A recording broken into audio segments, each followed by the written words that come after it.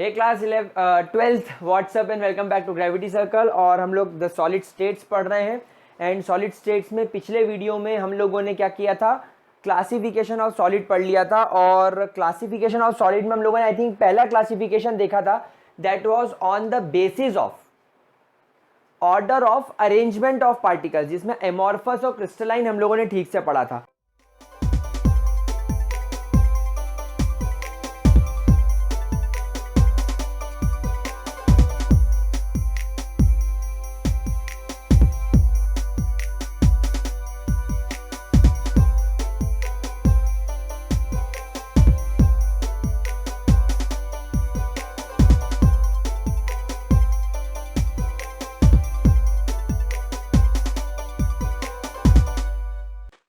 आज इस वीडियो में हम लोग सेकेंड टाइप का क्लासिफिकेशन स्टार्ट कर रहे हैं, that is classification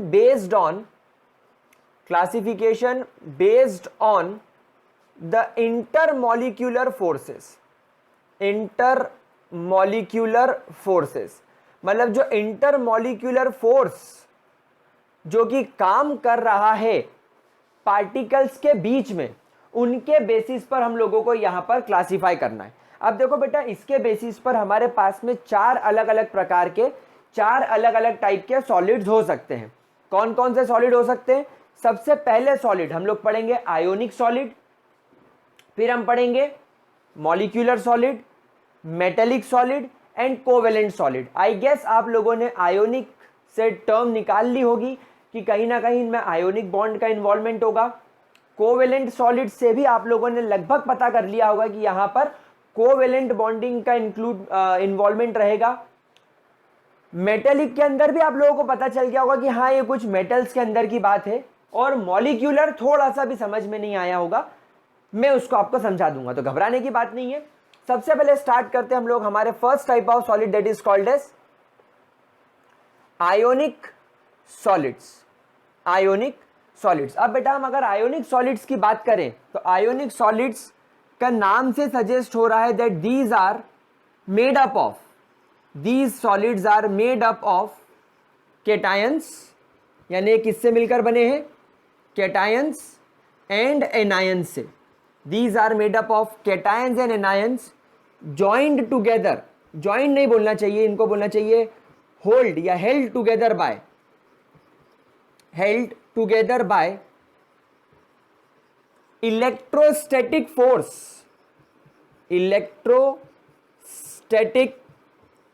force that is ionic bonds.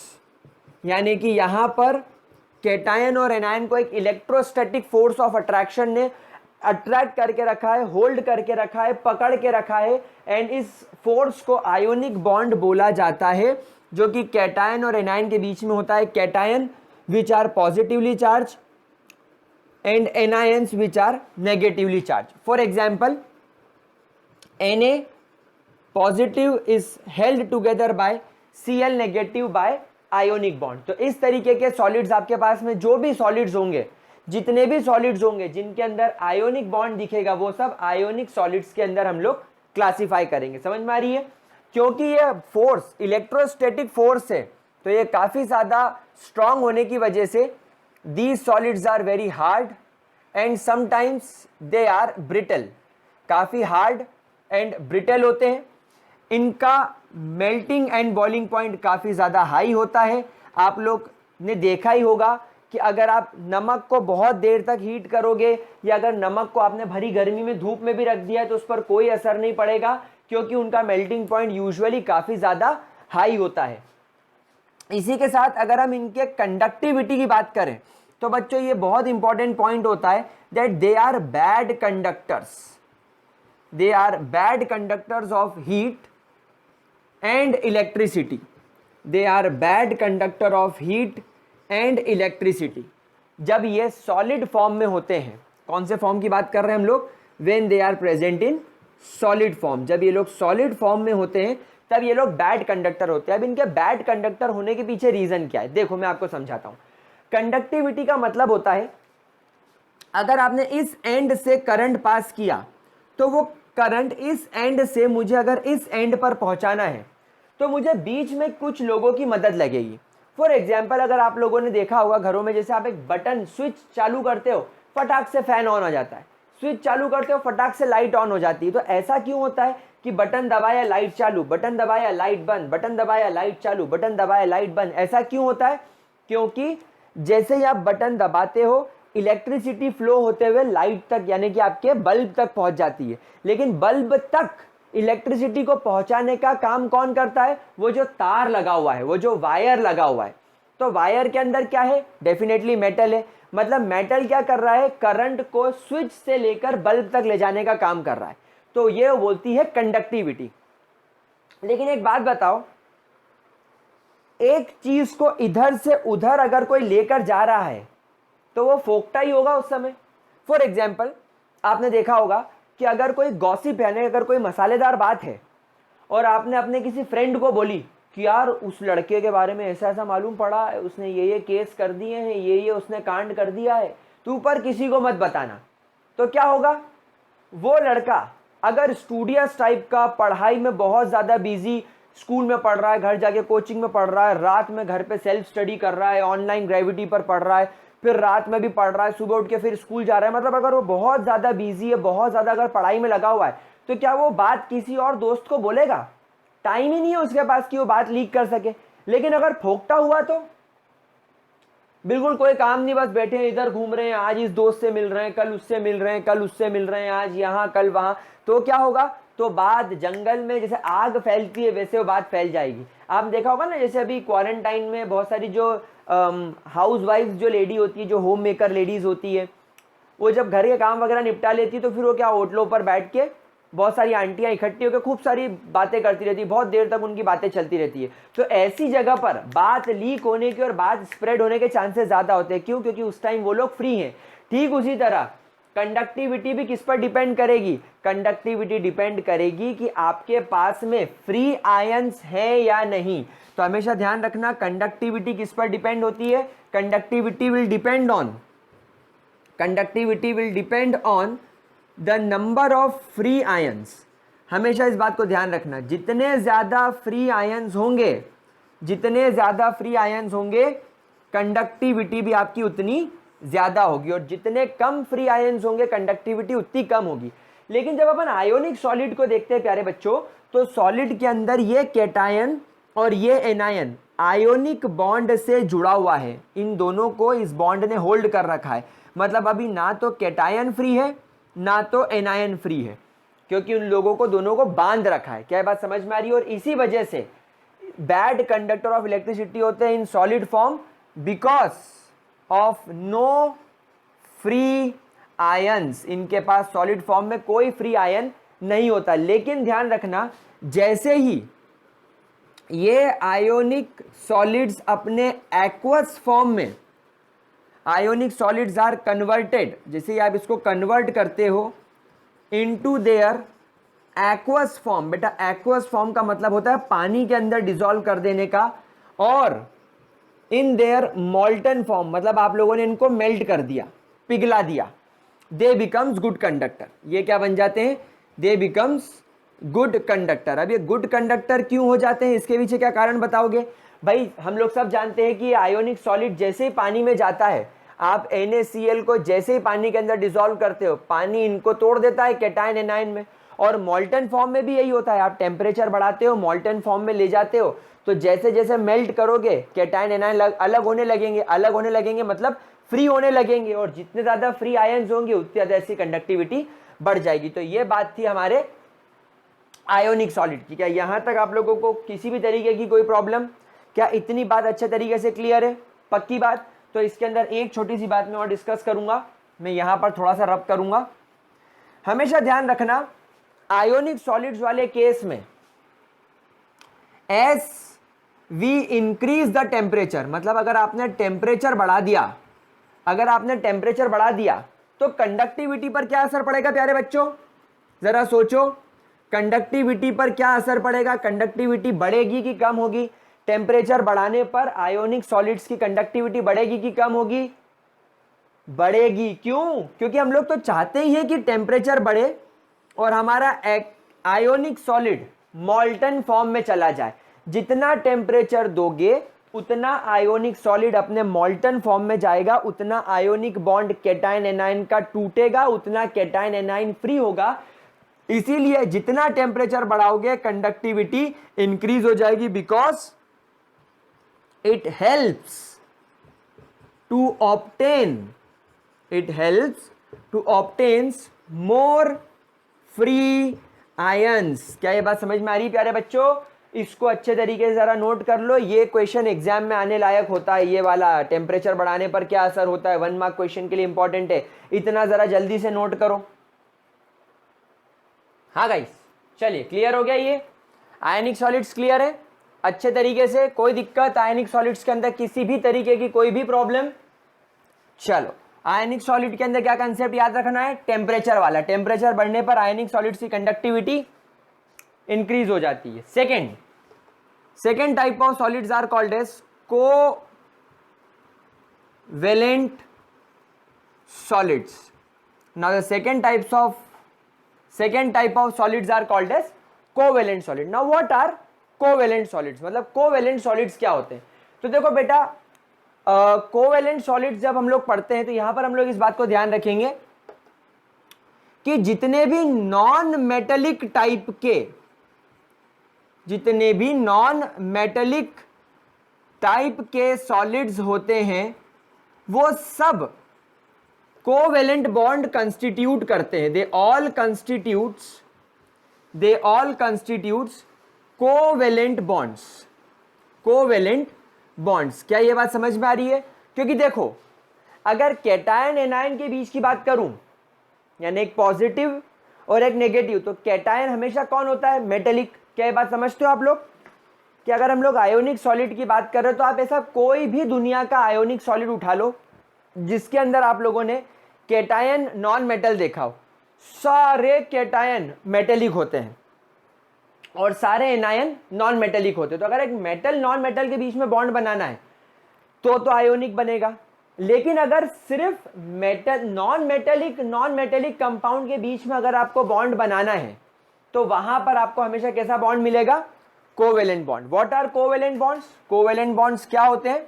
These are formed, ये क्यों बनते हैं? These are formed due to the sharing of electron, they are formed due to the sharing of electrons की sharing की वजह से ये बॉन्ड बनते हैं। क्या ये बात समझ में आ रही है? इसके बारे में एक बात हमेशा ध्यान रखना, कोवेलेंट बॉन्ड्स जो होते हैं प्यारे बच्चों, covalent bonds are always directional in nature. मतलब ये डायरेक्शनल नेचर के होते हैं, मतलब अगर एक डायरेक्शन में ये बॉन्ड बन रहा है तो ये कंटिन्यूअसली बनता जाएगा। और इसी वजह से covalent solid are hardest of all, solid. ये बहुत ज्यादा एक्सट्रीमली हार्ड होते हैं एंड ब्रिटल भी होते हैं, फिर ब्रिटल भी हो ही जाते हैं, हार्ड एंड ब्रिटल। उसके अलावा क्योंकि ये बहुत ज्यादा हार्ड होते हैं, कोवेलेंट बॉन्ड डायरेक्शनल होता है, they have very high, I would say very high, ionic solid से भी ज्यादा, they have high melting point, they have very high melting point and boiling point. अच्छा, इनके बारे में एक बात और मशहूर है कि ये इतना हाई इनका मेल्टिंग बॉइलिंग पॉइंट होता है कि इनके बॉइलिंग पॉइंट तक पहुंचने से पहले ये डीकंपोज कर जाते हैं। इवन क्या बोलेंगे हम लोग, they decompose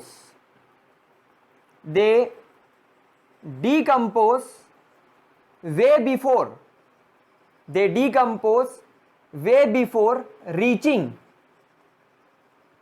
reaching their boiling point.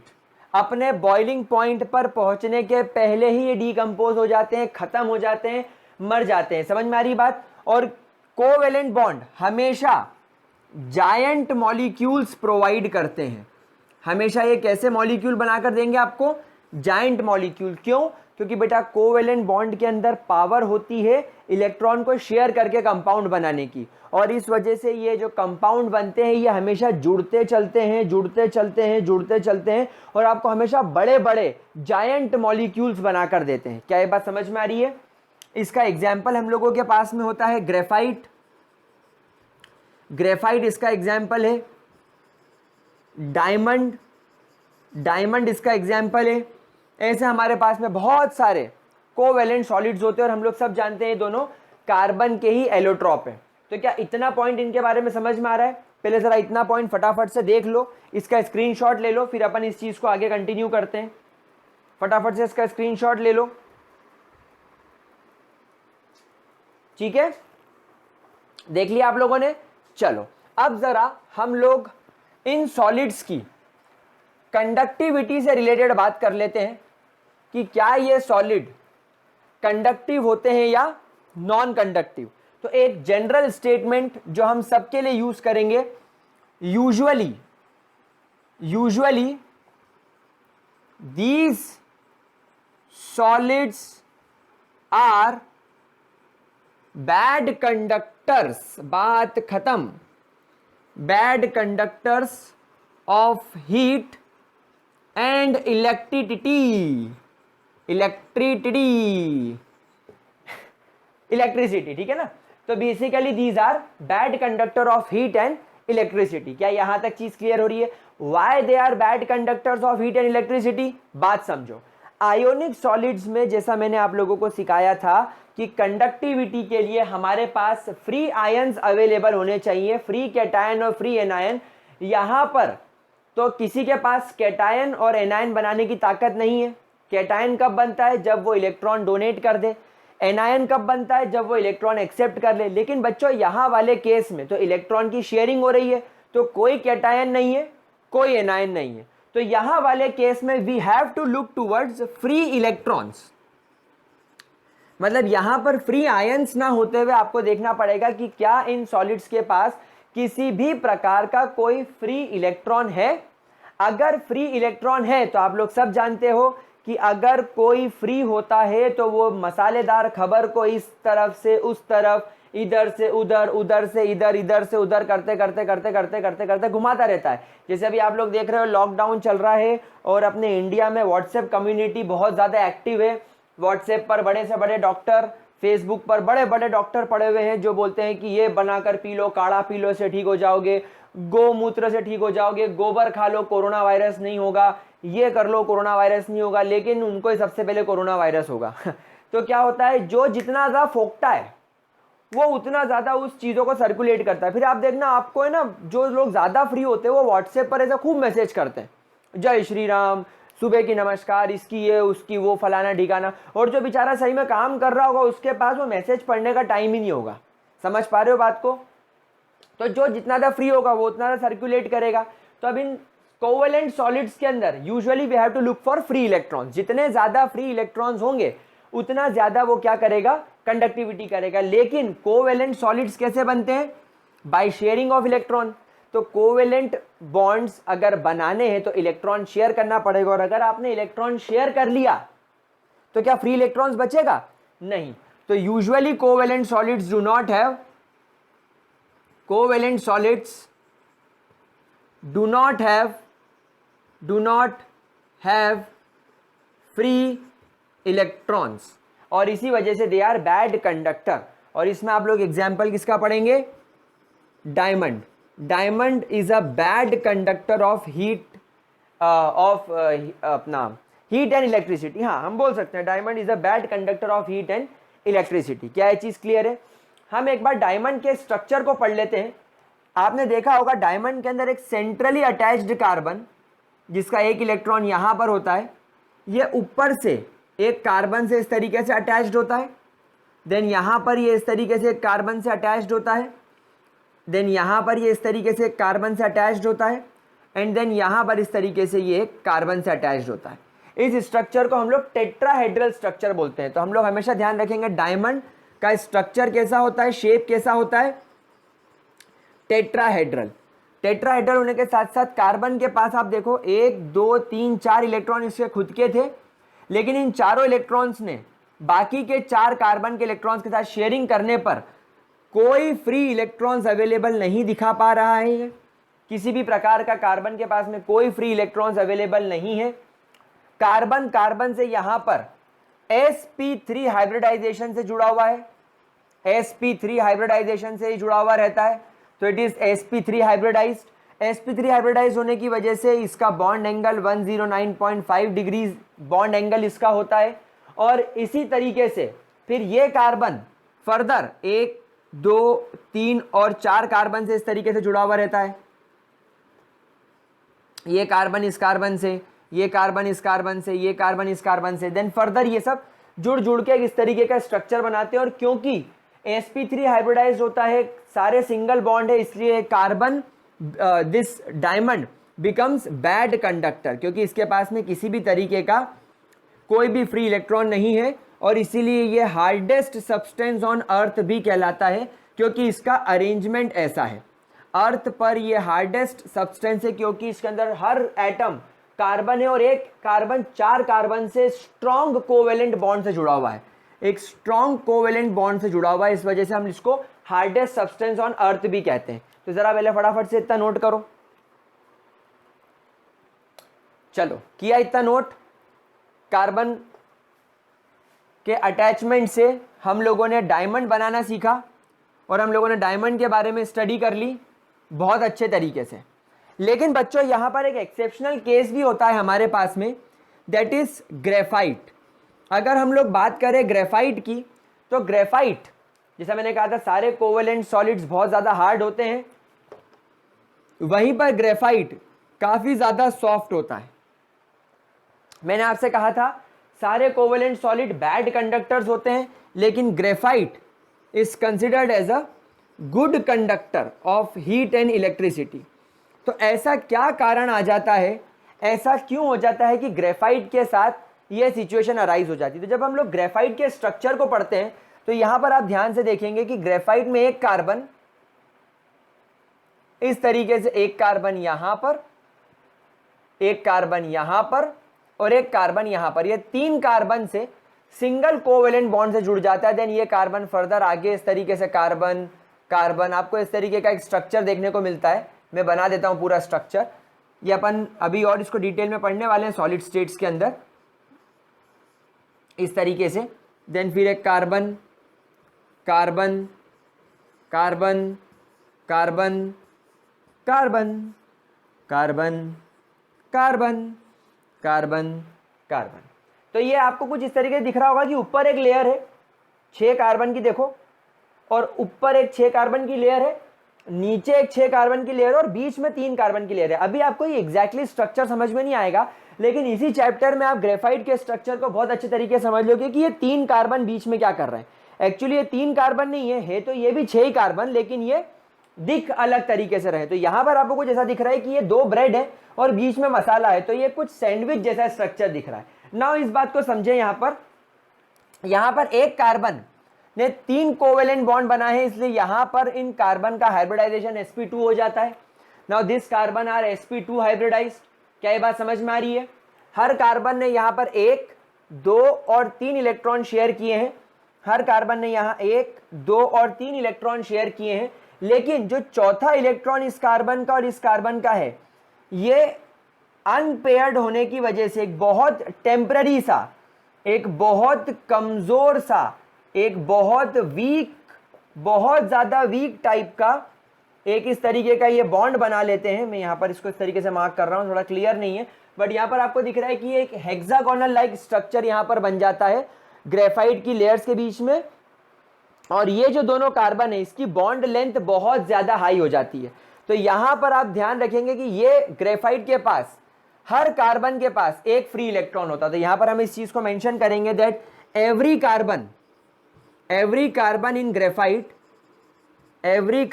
graphite have a free electron। Graphite के हर कार्बन के पास एक फ्री इलेक्ट्रॉन होता है, भले ही वो ये कार्बन हो, ये कार्बन हो, ये कार्बन हो, ये कार्बन हो, ये कार्बन। तो आप देखो ग्रेफाइट के पास फ्री इलेक्ट्रॉन्स होने की वजह से graphite becomes a very good conductor of heat and electricity. क्या ये बात समझ में आ रही है? अब इसकी सॉफ्टनेस को समझते हैं कि ग्रेफाइट सॉफ्ट क्यों है। यहां पर आप देखो ऊपर वाली लेयर और नीचे वाली लेयर में, if I am not mistaking, कुछ 334 पिकोमीटर्स का डिफरेंस होता है। मतलब ये वाली लेयर और ये वाली लेयर के बीच में ये जो एक टेम्पररी सा बॉन्ड बना है, ये बहुत कमजोर सा बॉन्ड है, इसको हो नहीं हो कोई फर्क नहीं पड़ता। तो ये जो बॉन्ड है प्यारे बच्चों, ये बहुत कमजोर होता है, बहुत बड़ा बॉन्ड होता है, इसलिए ये लेयर, जैसा आप यहां पर देखो, ये दो लेयर है और ये इनके बीच में ये कमजोर वाला बॉन्ड है 334 पिकोमीटर का। अब देखो ये इस तरीके से मूवेबल है, आप देख सकते हो, ये देखो ये बहुत इजीली मूवेबल है और ये बहुत आराम से टूट भी सकता है क्योंकि बड़ा है। भाई जितनी बड़ी लकड़ी होगी आप उसको फटाक से ऐसे करके तोड़ सकते हो, लेकिन अगर ये छोटे मार्कर को ऐसे करके तोड़ने की कोशिश करोगे तो क्या टूटेगा? नहीं टूटेगा। तो यहां पर ध्यान रखेंगे क्योंकि बॉन्ड लेंथ बड़ी है इसलिए क्या होगा, ये इजीली टूट जाएगा। क्या ये बात समझ में आ रही है? और जो चीज इजीली टूट जाती है वही तो सॉफ्ट कहलाती है। क्या ये बात समझ में आ रही है? और इसी प्रॉपर्टी की वजह से हम लोग ध्यान रखेंगे कि हमारा जो ग्रेफाइट होता है is a very good lubricant. Graphite एक बहुत अच्छा ल्यूब्रिकेंट भी कहलाता है और ये बहुत सारी ऐसी इंडस्ट्रीज में यूज किया जाता है जहां पर, जैसे फॉर एग्जांपल आप एक मशीन चला रहे हो, अब मशीन के अंदर फ्रिक्शन ना हो, स्मूथनेस रहे, इसलिए आपको वहां पर ऑयल डालना पड़ेगा। लेकिन अगर मान लो उस मशीन का टेम्परेचर 400 डिग्री सेल्सियस है तो तब तक तो ऑयल 400 डिग्री सेल्सियस पे काम नहीं करेगा, वो तो जल जाएगा। तो फिर क्या मशीन के अंदर फ्रिक्शन डेवलप हो जाएगा? नहीं, हम लोग वहां पर क्या करते हैं, ग्रेफाइट को यूज करते हैं।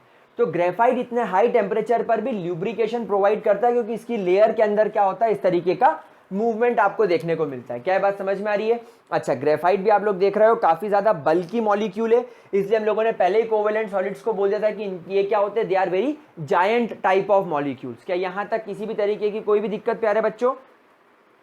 पक्की बात? तो मैंने एक बेसिक आइडिया आपको दे दिया यहां पर कोवेलेंट सॉलिड का, प्लीज इतना नोट कर लो, फिर अपन स्टार्ट करेंगे मेटेलिक सॉलिड। जरा इतना नोट कर लो, इतनी चीज फटाफट से देख लो। देख लिया? क्या हम इसको रब करें रब? चलिए, तो सो कोवेलेंट सॉलिड्स खत्म करने के बाद अब हम लोग यहां पर स्टार्ट करेंगे third type of solid that are called as metallic solids. Now what are metallic solids, उसकी बात हम लोग यहां पर करना स्टार्ट करते हैं। तो third type of solids that we are going to study is metallic solids. Now बच्चों, metallic solids as the name suggest, ये मेटल्स के अंदर पाई जाती है, ये मेटल्स के अंदर पाई जाती है। लेकिन ये मेटेलिक बॉन्डिंग बनती कैसे, ये मैं आपको सिखाता हूं। फॉर एग्जाम्पल मेरे पास में एक मेटल है लाइक आयरन। तो बच्चों आयरन के अंदर आपने डेफिनेटली क्लास 11 में पढ़ा होगा कि अगर हम आयरन का इलेक्ट्रॉनिक कॉन्फ़िगरेशन बनाएं तो वो बनता है 3d6 4s2। ये आयरन का इलेक्ट्रॉनिक कॉन्फ़िगरेशन होता है। मतलब आयरन के आउटर मोस्ट शेल में 2 इलेक्ट्रॉन होते हैं, लेकिन अफबाउ, पाउली और हुंस के हिसाब से 4s भरने से पहले, आई मीन 4s भरने के बाद आप लोग 3d भरते हो, इसलिए इसको 4s2 3d लिखा जाता है। तो आउटर मोस्ट शेल तो यही है, लेकिन भरा इसको बाद में आता है क्योंकि इसकी एनर्जी ज्यादा है। लेकिन इससे कोई फर्क नहीं पड़ता, जो आउटर है, जो आउटर शेल है वो आउटर शेल ही कहलाएगा। भले इलेक्ट्रॉन आपको इसमें बाद में भरना हो, उससे कोई लेना देना नहीं है। इलेक्ट्रॉन भले इसमें पहले भर रहे हो, इसमें बाद में भर रहे हो, लेकिन आउटर मोस्ट शेल यही रहेगा। लेकिन ये जो मेटल्स होते हैं, कौन से metals? Transitional metals. Transitional metals कौन? अपने डी ब्लॉक एलिमेंट्स वाले। जितने भी आपके डी ब्लॉक एलिमेंट्स वाले जो मेटल्स होते हैं, इनके अंदर हमेशा ध्यान रखना, वैलेंस शेल के साथ साथ ये डी ऑर्बिटल के इलेक्ट्रॉन्स भी पार्टिसिपेट करते हैं बॉन्डिंग के अंदर। तो यहां पर आप देख सकते हो कि आयरन के पास टोटल 8 ऐसे इलेक्ट्रॉन हैं जो बॉन्डिंग में पार्टिसिपेट करते हैं। तो मैंने इसके आसपास ये 8 इलेक्ट्रॉन बना दिए और ये 8 इलेक्ट्रॉन बना दिए। अब आप यहां पर देख रहे हो कि एक आयरन के पास 8 इलेक्ट्रॉन है। तो प्यारे बच्चों, यहां पर एक नई टर्म इंट्रोड्यूस कर रहा हूं, that is called as kernel या कर्नल, जो भी आप इसको बोलना चाहो ना। What is colonel? कर्नल का मतलब होता है प्यारे बच्चों न्यूक्लियस और इनर शेल इलेक्ट्रॉन, जिसको हम लोगों ने यहां पर इंक्लूड नहीं किया है। ये दोनों चीज मिलकर क्या बन जाता है? कर्नल। अब इनर शेल इलेक्ट्रॉन मतलब क्या? 1s का इलेक्ट्रॉन, 2s का इलेक्ट्रॉन, 2p, 3s और 3p, इतने इलेक्ट्रॉन, क्योंकि 3d और 4s तो यहां आ गए। तो inner shell electrons and nucleus. अब बताओ कर्नल पर चार्ज कैसा होता होगा? Kernel is always positively charge. कारण न्यूक्लियस में 26 प्रोटॉन और इनर शेल इलेक्ट्रॉन में भाई 8 इलेक्ट्रॉन तो बाहर आ गए, 8 तो बाहर आ गए, तो 18 इलेक्ट्रॉन्स होते होंगे, तो नेट चार्ज तो यहां पर आपको पॉजिटिव दिख रहा है ना, इसलिए kernel is always considered as positive. तो एक पॉजिटिवली चार्ज कर्नल को 8 इलेक्ट्रॉन ने घेर रखा है। अब एक बात बताओ, क्या मेटल के अंदर सिर्फ एक ही एटम होता है? बहुत सारे होते हैं। तो बहुत सारे आयरन बनाओ, एक आयरन यहां बनाओ, एक आयरन यहां बनाओ, जहां इच्छा हो वहां बनाओ। मेरे को ऐसा नहीं बोल रहा कि यहीं बनाओ, जहां तुम्हारी इच्छा हो वहां आयरन के मॉलिक्यूल्स पहले बना दो। मतलब आप इनडायरेक्टली क्या बना रहे हो, यहां पर कर्नल बना रहे हो। अब हर कर्नल के 8 इलेक्ट्रॉन भी बनाओ। तो मैं इस कर्नल के 8 इलेक्ट्रॉन बनाता हूं, 1 2 3 4 5 6 7 8, 1 2 3 4 5 6 7 8, 1 2 3 4 5 6 7 8, 1 2 3 4 5 6 7 8, 1 2 3 4 5 6 7 8। थक गया रे, इतने में समझ लो। क्या समझ में आ रहा है? ये समझ में आ रहा है कि कर्नल कम हो गए लेकिन इलेक्ट्रॉन बहुत ज्यादा हो गए। मतलब ऐसा नहीं लग रहा कि इलेक्ट्रॉन पानी की तरह है, इलेक्ट्रॉन्स पानी की तरह है। 1 2 3 4 5 6 7 8, 1 2 3 4 5 6 7 8, 1 2 3 4 5 6 7 8। ऐसा नहीं लग रहा इलेक्ट्रॉन पानी की तरह है और ये कर्नल बर्फ की तरह उसमें तैर रहा है, ऐसा नहीं लग रहा। एग्जैक्टली तो ऐसा ही होता है। तो हम ये जो इलेक्ट्रॉन्स इतना दिख रहा है, हम इसे बोलते हैं सी ऑफ इलेक्ट्रॉन्स। ये क्या है? पानी, आई मीन इलेक्ट्रॉन्स का एक समुद्र है। It is a sea of electron. एक ओशन की तरह, एक समुद्र की तरह आपको दिख रहा है, एक सी की तरह दिख रहा है, और उसमें ये पॉजिटिवली चार्ज कर्नल्स तैर रहे हैं। अब क्या होगा, इस पॉजिटिवली चार्ज कर्नल को इन इलेक्ट्रॉन्स ने बांध लिया, इन इलेक्ट्रॉन्स ने इस कर्नल को बांध लिया, इस कर्नल ने ये इलेक्ट्रॉन को बांध लिया, ये इलेक्ट्रॉन ने इस कर्नल को बांध लिया। इससे ये कर्नल इलेक्ट्रॉन ने एक दूसरे को टाइटली बांध लिया, और इसी तरीके की बॉन्डिंग को कहा जाता है मेटेलिक बॉन्डिंग। क्या ये बात समझ में आ रही है? And therefore these are called as metallic bondings, और इसीलिए इनको हम लोग मेटल्स भी कहते हैं। क्या इतनी बात समझ में आ रही है? क्या आपको मेटेलिक बॉन्डिंग्स क्या होती है अच्छे तरीके से समझ में आया? ठीक है, कोई दिक्कत तो नहीं। अब मेटेलिक बॉन्ड्स की कहां देखने को मिलते हैं? Obviously these are observed in metals. तो मेटल्स कैसे होते हैं? Metals are usually hard and some metals are soft. मतलब ऐसा यहां पर आप बिल्कुल नहीं बोल सकते कि मेटल सिर्फ और सिर्फ हार्ड होते हैं। मेटल हार्ड भी होते हैं, मेटल सॉफ्ट भी होते हैं। एग्जाम्पल सोडियम, सोडियम हाथ पर रखते ही गायब हो जाता है, इतना नरम होता है, इतना सॉफ्ट होता है। तो हर मेटल हार्ड नहीं होता, इस बात का हम लोग ध्यान रखेंगे। Not every metal is hard, some metals are very soft as well. लेकिन मेटल्स के पास कौन कौन सी प्रॉपर्टी होती है? They are malleable and ductile. ये मेलिएबल भी होते हैं और डक्टाइल भी होते हैं। मतलब आप इनकी पतली पतली शीट्स बना सकते हो, आप इनके लंबे लंबे वायर बना सकते हो। फिर हम लोग बात करते हैं ये मेटल्स के बारे में। दीज मेटल्स हैव लस्टर, इनके पास लस्टर होता है। लस्टर मतलब they have a specific kind of shine. ये इनके पास एक बहुत अच्छी शाइन होती है, ये शाइन कर सकते हैं, है ना। और इनके पास सोनोरस प्रॉपर्टी होती है। सोनोरस मतलब जब ये दो मेटल आपस में टकराएंगे तो टन इस तरीके का एक साउंड आएगा। तो ये मेटल्स की प्रॉपर्टी होती है। And the very important property of metal that they are very good, they are very good conductor of heat and electricity. ये हीट और इलेक्ट्रिसिटी के बहुत अच्छे, बहुत ज्यादा अच्छे कंडक्टर्स होते हैं। They are very good conductors of heat and electricity. क्यों? समुद्र है फोकटे लोगों का, फोकटे लोगों का समुद्र है, फ्री इलेक्ट्रॉन्स है, यहां से यहां तक ढेर सारे इलेक्ट्रॉन्स है, इसलिए ढेर सारी कंडक्टिविटी करेंगे। इतना नोट कर लो। अब एक बात और समझो, इतना नोट करने के बाद एक बात और समझो। अब यहां पर एक क्वेश्चन आता है कि अगर आपने मेटेलिक सॉलिड्स का टेम्परेचर बढ़ा दिया, अगर आप लोगों ने, अरे यार मैंने डायग्राम रब कर दिया, थोड़ी सी गलती हो गई, मैं डायग्राम फिर से बना देता हूं मुझे, क्योंकि डायग्राम के बेसिस पर ही कुछ चीज़ समझानी थी। तो मैं छोटा सा डायग्राम वापस बना देता हूँ।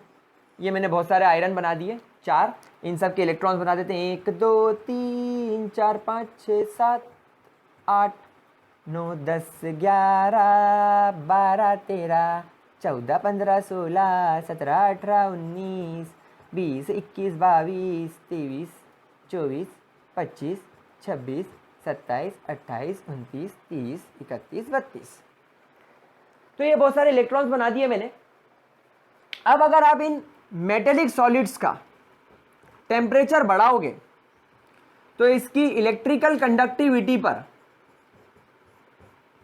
क्या असर पड़ेगा, सोचो भाई। आयोनिक सॉलिड्स में तो हम लोगों ने क्या सीखा था, आयोनिक सॉलिड्स में तो हमने क्या सीखा था कि टेम्परेचर बढ़ाने पर आयोनिक सॉलिड्स मॉल्टन फॉर्म में जाने लगते हैं, पिघलने लगते हैं, और पिघलने की वजह से कैटायन एनायन फ्री होने लगते हैं, तो हमारा काम बढ़िया हो जाता है। लेकिन यहां पर तो ये सॉलिड फॉर्म में भी they are good conductor even in solid form. तो यहां तो इनको लिक्विड या मॉल्टन ले जाने की हमें जरूरत ही नहीं है, सॉलिड फॉर्म में मस्त काम कर रहे हैं। तो टेम्परेचर बढ़ने पर क्या होगा, तो बच्चों जैसे ही आप इनका टेम्परेचर बढ़ाते हो तो इनिशियली तो इनकी कंडक्टिविटी बढ़ती है, नो डाउट। तो इस बात का ध्यान रखना कि इनिशियली तो कुछ देर तक बढ़ेगी, इनिशियली कंडक्टिविटी इंक्रीजेस। इनिशियली क्या इंक्रीज हो रही है, कंडक्टिविटी इनिशियली तो बढ़ रही है, लेकिन जब ज्यादा हाई टेम्परेचर कर दोगे तो टेम्परेचर बढ़ने की वजह से ये जो कर्नल हैं ये अपनी पोजीशन पर इस तरीके से वाइब्रेट होने लगेगा। ये कर्नल अपनी पोजीशन पर इस तरीके से वाइब्रेट होने लगेगा, और जब ये कर्नल इस तरीके से अपनी पोजीशन पर वाइब्रेट होने लगेगा तो इसके वाइब्रेशन की वजह से मेटल का जो कॉन्स्टिट्यूशन है, जो मेटल का जो अरेंजमेंट है वो बिगड़ने लगेगा। अब जब ये हिलने लगेंगे, वाइब्रेट करने लगेंगे, तो ये इलेक्ट्रॉन्स को अपनी पोजीशन से हिलाएगा। अब ये इलेक्ट्रॉन ये इलेक्ट्रॉन ये इलेक्ट्रॉन जब ज़्यादा क्लोज आ जाएंगे तो इनमें रिपल्शन होने लगेगा, कर्नल पास आ जाएंगे तो इनमें रिपल्शन होने लगेगा। तो ये इसका पूरा कॉन्स्टिट्यूशन बिगड़ जाने की वजह से अगर आपने टेम्परेचर ज़्यादा हाई कर दिया तब फिर इलेक्ट्रिकल कंडक्टिविटी डिक्रीज होने लग जाएगी। तो हमेशा ध्यान रखना, जैसे ही आपने टेम्परेचर बढ़ाया इनिशियल तो कंडक्टिविटी इंक्रीज होगी, but it starts decreasing upon increasing temperature because kernel starts oscillating at their position, causes destruction या deterioration, causes deterioration of arrangement of metal. Metal के अरेंजमेंट का डिटोरिएशन करने लगते हैं, अपनी पोजीशन खराब करने लगते हैं, और इस वजह से इनकी इलेक्ट्रिकल कंडक्टिविटी खत्म हो जाती है। तो ज़रा इतना नोट कर लो, यहाँ पर अपना मेटेलिक सॉलिड खत्म होता है। अब हम लोग यहाँ पर इसके स्टडी करेंगे आपके मॉलिक्यूलर सॉलिड, बट उसके पहले इतना नोट कर लो। चलिए गाइस, मेटेलिक सॉलिड्स क्लियर।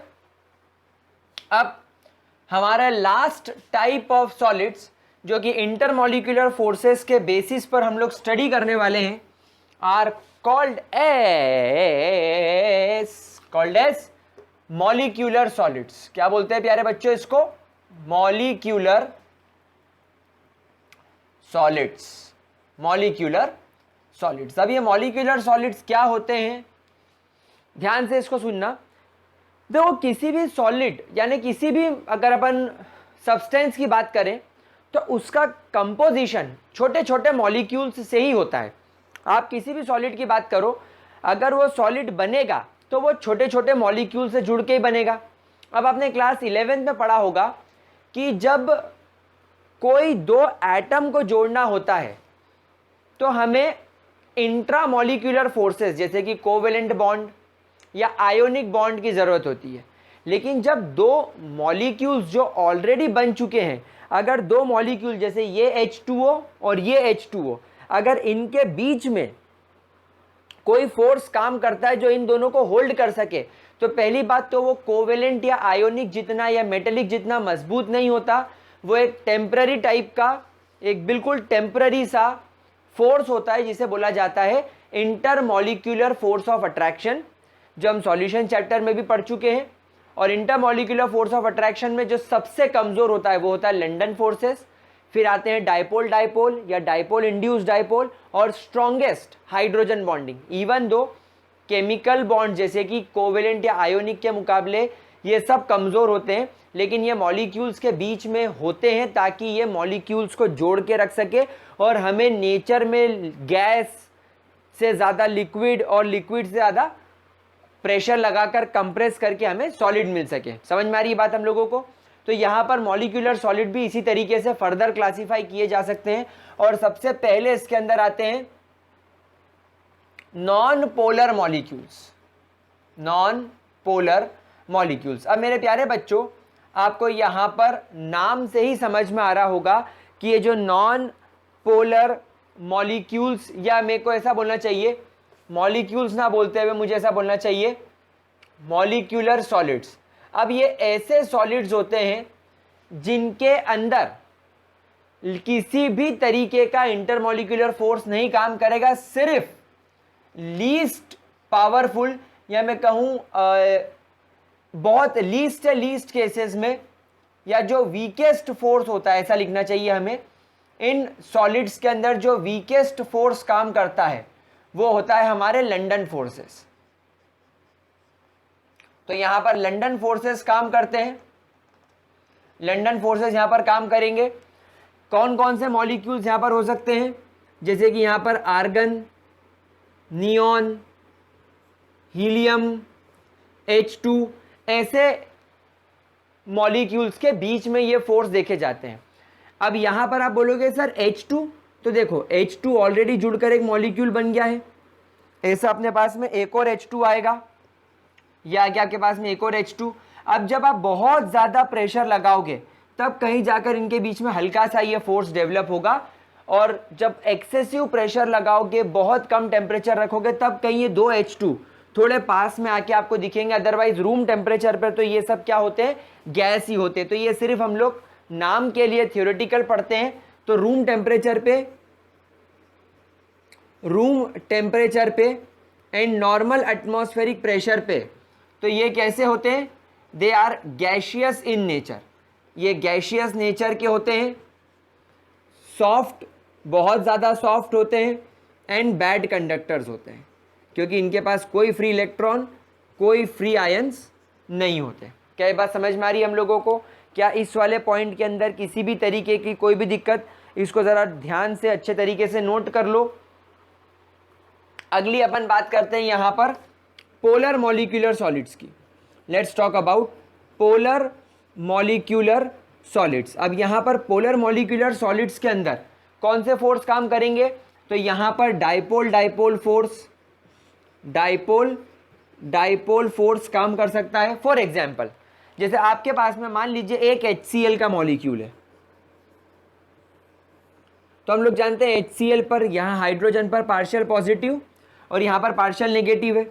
अब अगर पास में एक और HCl आ जाता है, और अगर इसके पास में एक और HCl आ जाते थे, बहुत सारे HCl आ जाते, तो ये सब partial positive, partial negative, partial positive, partial negative, एक एंड पर पॉजिटिव चार्ज, एक एंड पर नेगेटिव चार्ज। तो इनके बीच में इंटरमॉलिक्यूलर फोर्स जो जनरेट होता है वो कौन सा होता है? डाइपोल। ध्यान रखना, यहाँ पर हाइड्रोजन बॉन्डिंग नहीं होगी, यहाँ पर डाइपोल होगा। हाइड्रोजन बॉन्डिंग कब होगी मैं बताऊंगा। तो ये स्ट्रॉन्गर फोर्स होने की वजह से नॉन पोलर मॉलिक्यूलर सॉलिड्स के मुकाबले ये थोड़े से स्ट्रॉन्ग होते हैं। They are stronger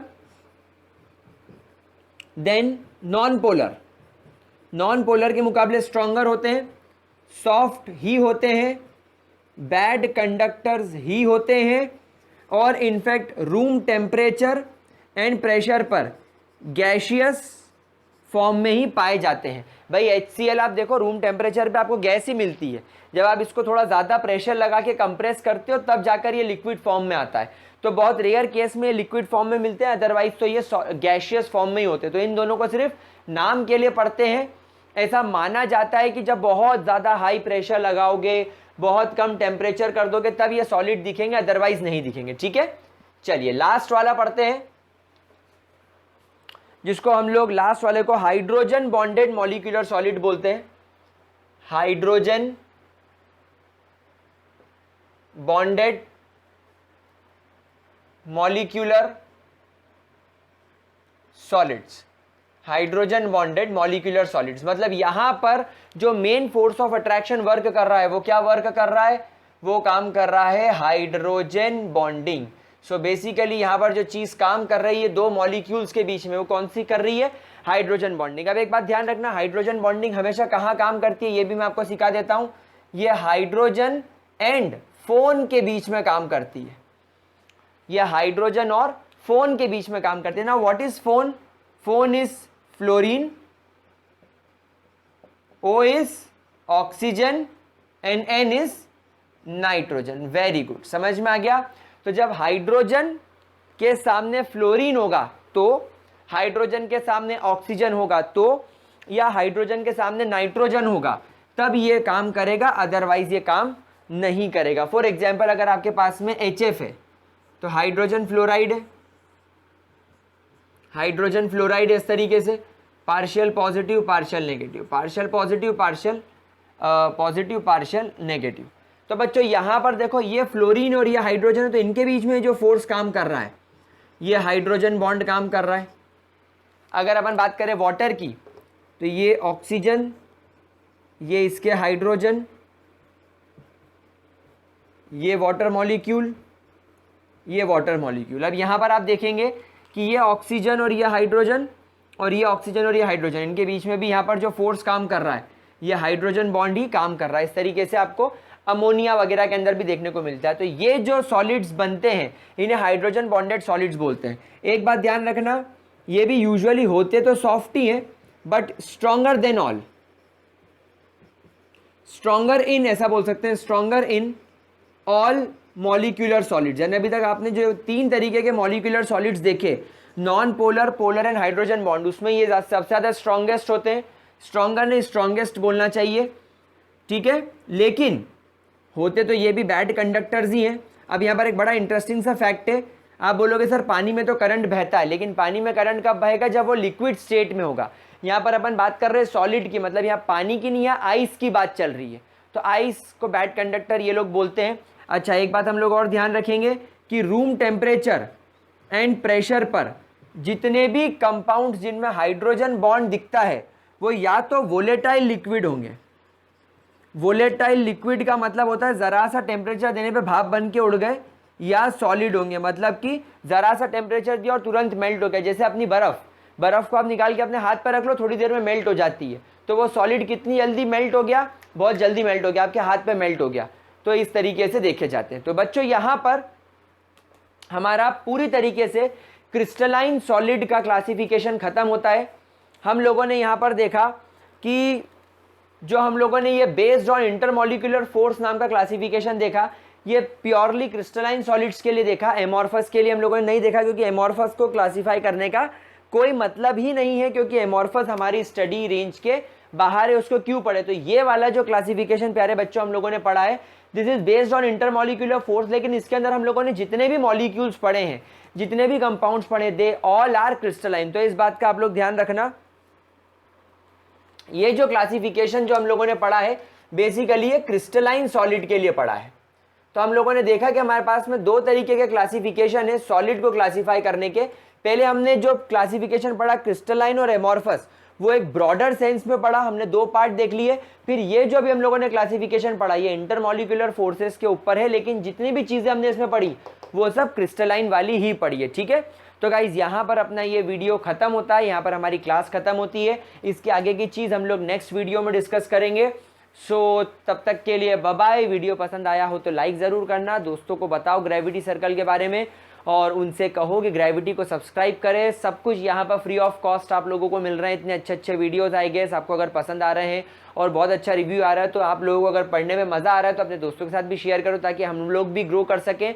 gravity circle पर सब्सक्राइबर्स ग्रो करेंगे, अपना चैनल ग्रो करेगा, तो मैं भी और ज़्यादा मोटिवेट होऊंगा, नो डाउट, सीधी सी बात है। और अगर मैं ज़्यादा मोटिवेट होऊंगा तो मैं और ज़्यादा बेटर तरीके से और मेहनत करके आप लोगों के लिए और अच्छे अच्छे वीडियोज़ बना सकता हूँ। तो प्लीज़ गाइज थोड़ा सा आप लोग भी अपनी तरफ से सपोर्ट कीजिए, ग्रेविटी सर्कल को सब्सक्राइब करवाइए, शेयर कीजिए, वीडियो को लाइक कीजिए, और अगर कोई डाउट हो तो कमेंट सेक्शन में बताइए। मिलते हैं हम लोग अगले वीडियो में, जिसके अंदर हम लोग इस चैप्टर को और आगे बढ़ाएंगे और थोड़ा और डिटेल में चलेंगे। तब तक के लिए bye bye, have a good day.